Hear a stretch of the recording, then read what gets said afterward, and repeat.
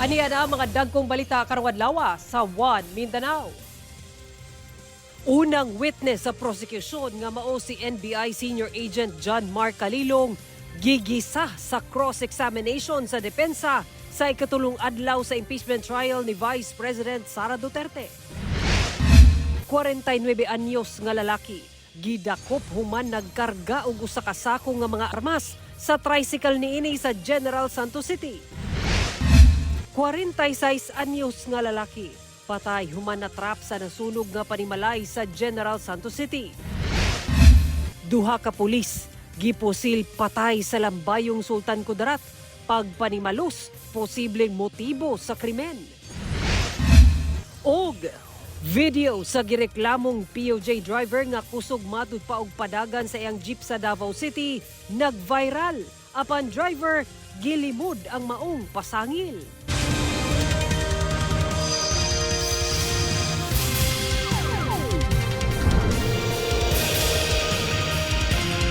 Mayong hapon, Mindanao. Ako si Sara Hilomen Velasco.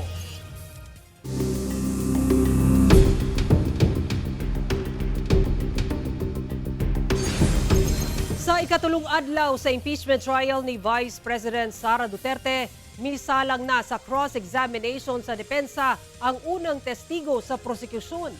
Ang detalye sa report ni Argil Relator. Miatubang pagbalik sa Senate Impeachment Court si NBI Senior Agent John Mark Calilong sa ikatulong adlaw sa impeachment trial ni Vice President Sara Duterte. Si Calilong ang unang testigo nga gipresenta sa prosekusyon. Siya mo ay gitahasan sa NBI nga mag-imbestiga labot sa mga giingong pagpanghulga ni VP Sara sa kinabuhi nila Pangulong Bongbong Marcos, First Lady Liza Araneta Marcos ug kanhi House Speaker Martin Romualdez sa online press con sa Bise niadtong November 23, 2024. Sa pagsugod pa lang sa cross-examination, ni-object na ang prosekusyon sa yes or no answer na gipangayo sa defense lawyer ngadto sa testigo. There's nothing in our rules that would allow a defense to constrain a witness, even on cross-examination, to answer the questions by a yes or no answer.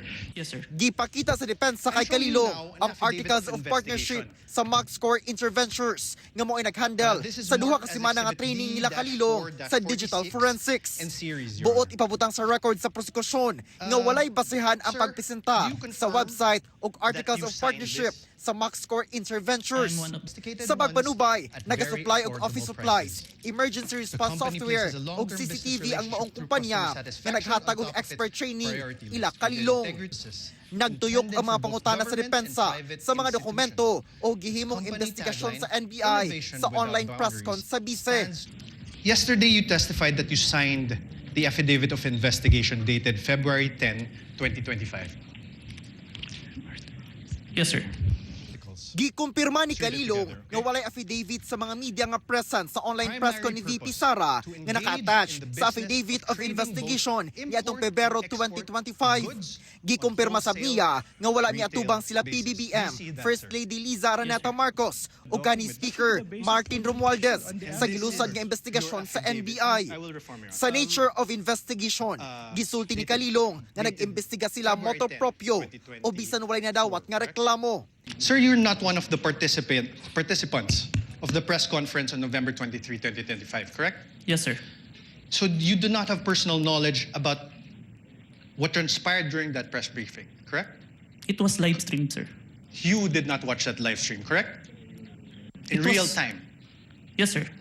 You only acquired knowledge about it when you started investigating later that day. Yes, sir.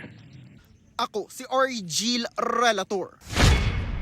One Mindanao. Sa pagpadayon sa impeachment trial ni Vice President Sara Duterte, dunay mga pulong nga sagad madungog gikan sa mga sakop sa prosekusyon ug depensa lakip na sa presiding officer. Atong siren kung unsa ba ang pasabot niini, pinaagi niining report. Objection, sustained o overruled. Pipila lang ka na sa mga ginagamit sa mga abogado sa korte. Unsa ba ang buot pasabot sa maong mga pulong? Ang pulong nga objection Ginagamit kung musupak ang abogado sa pahayag, presentasyon o ebidensya nga gipresenta sa pikas nga partido. Samtang ang pulong nga sustained, ginagamit sa presiding officer nga buot pasabot to carry on, to maintain o dili bakaha kung uyon siya sa pagsupak o objection nga gi-raise sa korte. Kung overruled sab ang nahimong desisyon sa presiding officer, buot pasabot, dili siya uyon sa gihimong pagsupak o objection. Busa gidid-an o gibasura niya ang objection. Usasab sa sagad nga rason sa pag-raise og objection sa korte ang ginatawag nga leading question. Kana mao ang pagpangutana sa testigo sa paagi nga daw nagtudlo kanila kung unsaon pagtubag ug unsay angay isulti. Ang laing pulong nga kanunay gigamit sa korte mao ang vague nga nagpasabot nga ang pahayag dili klaro o lisod sabton. Sara Hilomen Velasco, 1 Mindanao. Atong sayro ng dugang pang mga balita sa Mindanao, makauban nato si Cyril Chavez live sa Cagayan de Oro City. Cyril? Salamat, Sara. Duha ka insidente sa pagpanunggab nahitabo sa Barangay Kauswagan, Cagayan de Oro City. Diin usa ang patay ug duha ang samdan. Mga sospek sa mong krimen dakpan sa managlahing operasyon nga gilusad sa kapulisan. Aniya ang ako report. Nagbuyod na kilid sa dalan kining magsuong lalaki human gidunggab niadtong Domingo sa gabi sa Zone 5 Sayon, Barangay Kauswagan, Cagayan de Oro City. Ang mga biktima giingong gikan og inom diyang kalit lang gipang dunggab sa nagkadiyang parte sa lawas. Patay ang 30 anyos nga magulang samtang samdan ang 27 anyos nga manghud niini. Sa isa sa tag-iya sa balay nga ilang girentahan, nag-ugat kuno ang krimen diyang gikulata sa mga biktima ang usa ka boardmate nila nga ilang gidudahang nagapangawat. Rason nga mibalos ang sospek sa mga biktima kinsa amigo sa ilang gikulata. Pero ang ako nabantay, dinagana din nako. Pagtanaw nako, naghayang-hayang naman tong isa, katong biktima gyud. Ang iyang isuon katong isa, buhi. Martes sa buntag, diyang usa ka 21 anyos nga lalaki ang nadakpan sa Carmen Police Station sa gikasang bypass operation. Dinhi nasayran nga siya di ay ang sospek sa pagpanunggab human giila sa mga saksi nga siya ang mihimo sa krimen. Wala pa'y pahayag ang sospek. Samtang, usa ka lalaki sab ang samdan sa laing insidente sa pagpanunggab sa Zone 4 Pasil pasado alas 9 sab sa gabi. Arestado na sab ang sospek. Kaning duha nagka mugna og heated arguments ug kani sila naa sa influensya sa ilimnong makahubog. Ang biktima padayon nga nagpaayo nga nasa tambalanan. Wala pa'y pahayag ang sospek nga mag-atubang og kasong frustrated homicide. Kauban si Jaybert Pairat, Cyril Chavez, 1 Mindanao. Patay ang 46 anyos nga lalaki kinsa purok kagawad human nga natrap sa nasunog nga panimalay sa General Santos City. Problema sa linya sa kuryente, posibleng tinubdan sa sunog. Ang detalye sa report ni Efren Mamak.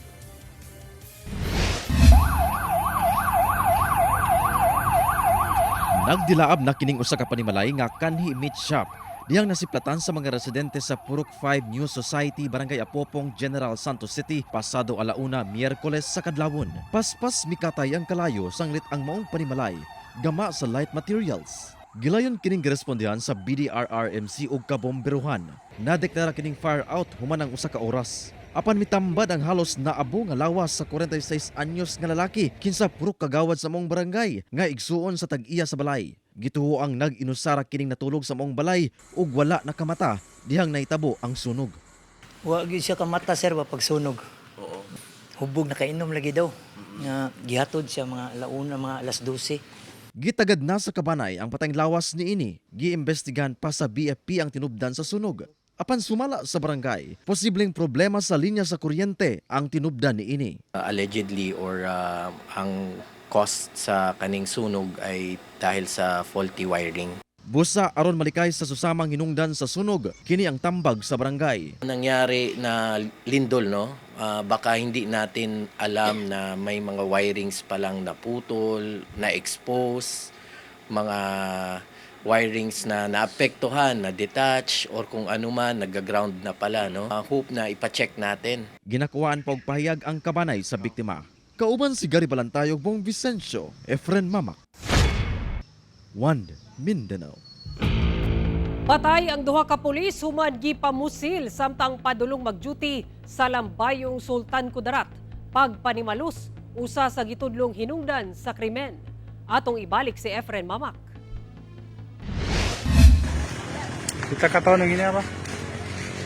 Nagkaguliyang kini mga residente human dunay gipusil sa barangay Tinumigis, Lambayong Sultan Kudarat Martes sa gabi.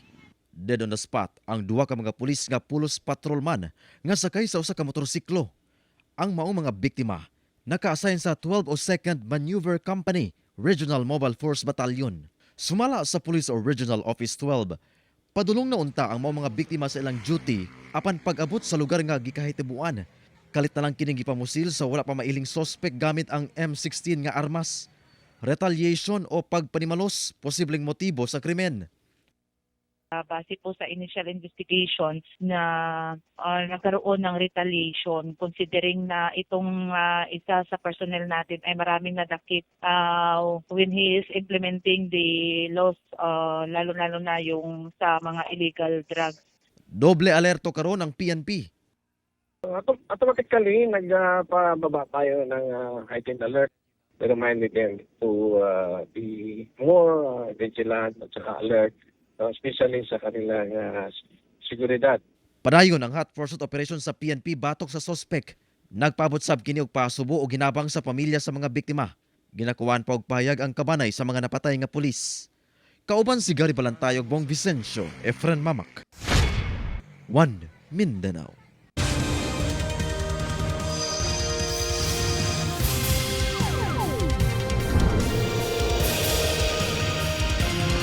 Nag-viral sa social media ang video sa reklamo sa usa ka uploader nga mingong kusog ang padagan sa driver sa gisakyan niining PUJ sa Davao City. Atong saro ng detalye sa live report ni John D. Esteban. John D. Hinoon Sara ang LTFRB 11 na nag-issue na og show cause order aron mapaminawan ang bahin sa operator ingon man sa PUJ driver. Atong sayron.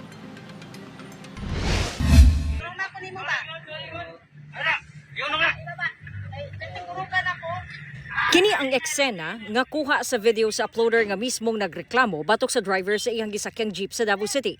Kay matud pa, kusog kaayo ang padagan. Madiscuss siya, may mabalik pa ni mo mong kinabuhi na mo. Sa bahin sa driver sa pagiginabi sa GMA Regional TV1 Mindanao, iyang gilimod nga kusog ang iyang padagan. Nga na masahiro man ko natural lagi na siya nga musulod gawas ko sa linya. Yang linya dia manggod kay ana ang siminto, espalto nya kuandri solder. Siyempre ang pasahero naman sa kuandri ako gyud sudlan sa solder. Mana diligid kusog akong dagan. Magana tinuod na ako anak ano og duwa na ko na bawo iamong ako na akong anak.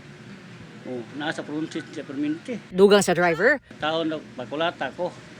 Kulatahon nung kanamo diri. Pahinay-hinay ragpadagan kay nagkurog na si ma'am. Ana. Mo to dito siya ning gara siya maayo. Siya ihunong tong laki ihunong. O di ihunong na ko kay gusto man ko kuan kay na nalain naman ko pag imong kulatahon ko. Plano matud pa niya nga kasuhan ang uploader tungod sa kaulaw nga iyahang naangkon na pilsab daw ang iyahang anak. Apan nabash ang uploader human nga gipost sa lain pang netizen ang bahin sa jeepney driver nga di gyud matud pa makapakusog og dagan ang iyahang jeep kay matud pa kagang-kagang na. Naisyuhan matud pa siya og TOP o Temporary Operator's Permit. Ang maong video gidilit na sa uploader apan nagpagula kini og pahayag suma niya nga iyaha matud pang gidilit ang video tungod gidamay na sa mga tawo ang iyang anak. Nakadawat usab daw siya og bahad sa kinabuhi. Iyang gibarugan nga wala siya namakak. Una daw ni ana sumala niya nga daan na daw niyang gibadlong ang driver nga maghinay og padagan. Apan piniluso pumatud pa og tinubagan ang driver. Duna kunoy mitingog nga laing pasahero nga lalaki nga ipadaplin ang iyahang jeep og mingon nga kun dili padaplin tabangan og kulata ang driver. Hangtod sa gihunong sa driver ang jeep, sakto nga naay pulis nga nakadeploy ug didto siya giisyuhan og TOP. Gipakita usab sa traffic enforcer ang kuha niini nga video dihang ilahang na istorya ang ang driver. Una sir, dili na mo reklamo ang pasahero kung wala ka naging anak ha. Sir, i-plastaran sa mo ang kitya sir. Hindi lang kasi isang tao nagre-reklamo eh. Mga siguro sa 8 na pasahero, more than 5 ang nagre-reklamo sa kanya. Tapos yung isang na humabol na traffic enforcer, ganun din ang sinabi. Ang CTTE mo, humabol din. Kasi nakita nila ang commotion ba from galing dito sa Davao City Waterworks District to SNR. So that's the basis na nag-issue siya ng POP, reckless driving, and meron pa unsafe swerve. So we put the lives of our passenger sa ginagawa niya. Apan ang tubag sa driver. Tana siya, human nagtikit. Wala na ako nag-agreement ka ma'am, kay wala na ako sa kuan lagi. Purti naman akong humangyo sa lisod mo kay pulis. Naaman tayo sa dalan, di ko pwede nga istorya mismo. Mo ginasiminar ako. Hatag mo sinsya, tikitan ka sa pulis, kung di ka satisfied, di mo pirmahan mo, chika ng kuan. Under protest, mo ginasiminar. Ako ni hangyo ko sa sir, ayaw lang kay palabi kay complain raman na. Ang LTFRB 11 nag-issue na og show cause order aron makuha ang bahin sa operator ug sa driver sa jeep. We have issued a show cause order sa katong operator, sa katong unit, and then we are set to have a hearing pa next week. Na due process nga mo ang pagkabuhaton no to explain on the side sa operator, the driver, and katong complainant po. Sara, next week no ang hearing magtagbo ang duha ka partido kini aron na masayran kung unsa magyod ang tinuod nga nahitabo kalabot sa maong insidente. Sara. Okay, daghang salamat, John D. Esteban.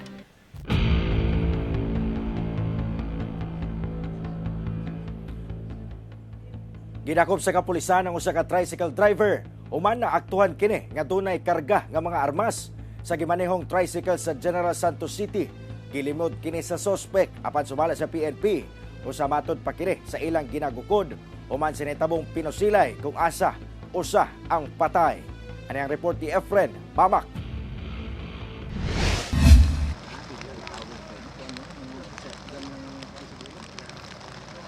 Nakaposas ug nakahapa na diyang naabtan sa GMA Regional TV1 Mindanao kining usa ka lalaki nga na corner sa kapulisan sa usa ka compound sa Barangay Labangal, General Santos City, Miyerkules sa buntag. Makita sa tapad niini ang usa ka sako nga dunay sulod nga mga armas. Diyang giyabo ang sako.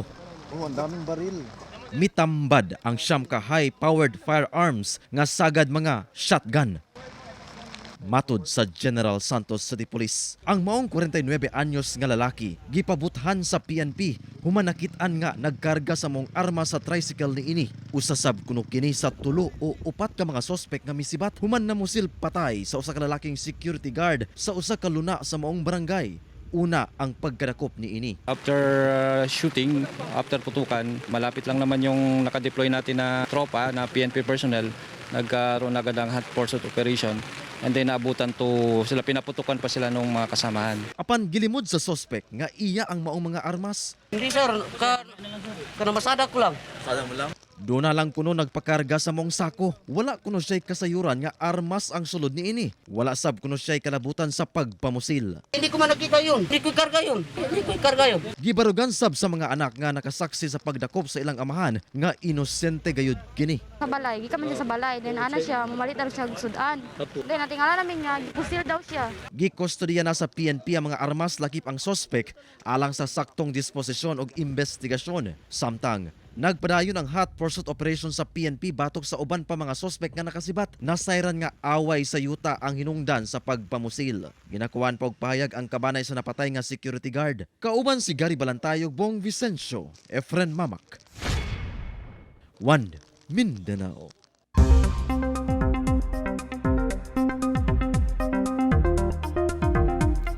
Ana sa sulod sa Philippine Area of Responsibility ang Super Typhoon Inday. Gisa ka na sa pag-asa ang wind signal number 1 sa pipila ka bahin sa Northern Luzon ug Bicol Region.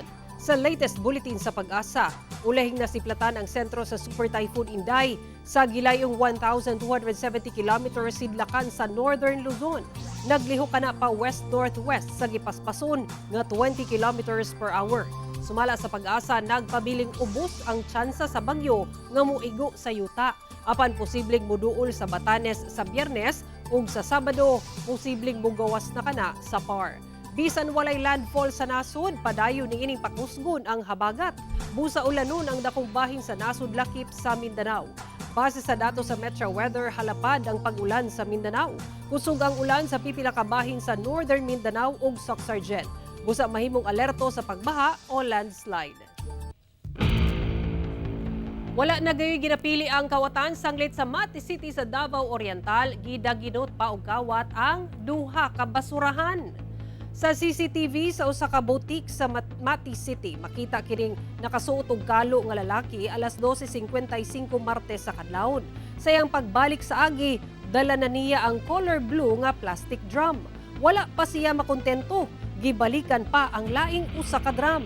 Sumala sa tag-iya sa maong tindahan, buntag na nila nabantayan nga nawala na ang maong mga drum nga mooy ila di ay nga basurahan. Dihang gi-check ang CCTV, dito na nila nahibalaan nga gi-target di ay kini og kawatan. Gipanubayan pa sa mga otoridad ang maong hitabo. Mga kapuso, nagpadayon ang nationwide promo sa inyong kapusong estasyon, ang Kapuso Big Time Panalo Season 5. Over 6 million pesos worth of prizes ang nagatang sa lucky winners. Sayon lang ang pag-apil, palit lang og participating brands ug ilakip ang inyong contact details sa inyong entries. Ihulog kini sa drop boxes nationwide. Dunay chance ang makadaog og up to 2 million pesos sa matag entry ug pwede sab makadaog og libo-libong cash prizes matag adlaw kada semana. Mulungtad ang promo period kutob August 7. Magbantay sa fake news, fake Facebook accounts o scam text. Tutok lang sa GMA o mobisita sa official Facebook page ug microsites sa GMA Promos alang sa complete mechanics and announcements. Mga kagamitan nga ginagamit sa rescue operation, gibida sa Office of Civil Defense Region 10 atol sa pagbukas sa National Disaster Resilience Month. Sa pakigtambayayong sa mga nagkadaiyang Local Disaster Risk Reduction and Management Offices sa Region 10, ilang gibida ang mga rescue equipment nga ginagamit sa pagresponde sa mga emerhensiya. Pinaagi sa usa ka DRRM static display sulod sa usa ka mall sa Cagayan de Oro City. Gipahigayon kini atol sa pagbukas sa National Disaster Resilience Month. Tumong sa OCD 10 nga mapadayag sa katawhan nga dunay mga kagamitan nga makatabang sa pagluwas sa kinabuhi sa kalamidad ug emerhensiya. Hinuon labaw importante ang culture of emergency preparedness. Pinaagi sa pagmugna og emergency plan sa matag panimalay, ilabi na nga sunod-sunod ang nasinati nga linog sa mga milabay nga semana. Mga street vendor palibot sa Cogan Market sa Cagayan de Oro City, dili paghihapon makabalik sa ilang pagpaninda. Sumala sa Night Market Management Committee, padayon pa nila nga ginatunan ang plastar sa vendors. Dulan tulok ka semana na dihang gipahunong sa Night Market Management Committee ug City Enterprise and Business Development Administration ang pagpamaligya sa street vendor sa dalang Justo Ramonal sa Cogon area. Kinihuman sa mga kalapasan nga nahimo sa mga manindahay sama sa pagbilin sa ilang mga basura. Wala pagsunod sa saktong oras ug pagsukol sa mga personahe sa Roads and Traffic Administration nga maoy giplastar kanila. Sumala ni Cagayan de Oro City Councilor Eric Salcedo nga wala pa'y direktiba ang komitiba sa night market alang sa pagpabalik kanila apan pagpasabot niya nga temporaryo lang kini. Mamahimo ninyo makita kini nga episode pag-usab ug uban pang lokal nga balita pinaagi sa pagbisita sa official website sa GMA Regional TV o bisitaha ang among official YouTube channel ug i-click ang subscribe button para sa pinakaulahing balita sa mga rehiyon. Ug mao kato ang mga ulahing balita sa Mindanao karong adlaw. Daghang salamat sa atong mga kapuso sa Mindanao nga nagalantaw kanamo ug sa atong mga kapuso abroad. Kami ang GMA Regional TV 1 Mindanao. Walay gidapigan, walay giprotektahan, kani adto og karon, serbisyo tinuod lang.